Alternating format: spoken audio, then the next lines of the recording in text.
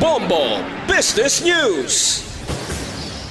Kabombo nagsaka ang presyo ng produktong petrolyo epektibo subong nga aga. 1 peso and 20 centavos per liter ang ginsaka sa gasolina. Sa diesel, 60 sentimo sa kada litro. Sa kerosene, 60 sentimo sa kada litro. Ini na ang ika-6 nga sunod-sunod nga semana nga mayara sa saka presyo sa gasolina. Samtang ika-8 naman ini nga sunod-sunod nga semana nga may price hike sa diesel kag sa kerosene.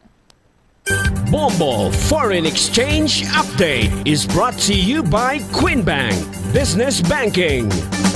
Kabombo ining exchange rate ginbasa sa closing transactions ang Bankers Association of the Philippines o BAP kag sa Bangko Sentral ng Pilipinas o BSP kahapon sang hapon. 57 pesos and 99 centavos ang baylos ang US dollar, 7 pesos and 43 centavos baylos ang Hong Kong dollar, 45 pesos and 97 centavos sa Singapore dollar, 15 pesos and 48 centavos para sa Saudi Riyal, 68 pesos and 97 centavos baylos ang euro.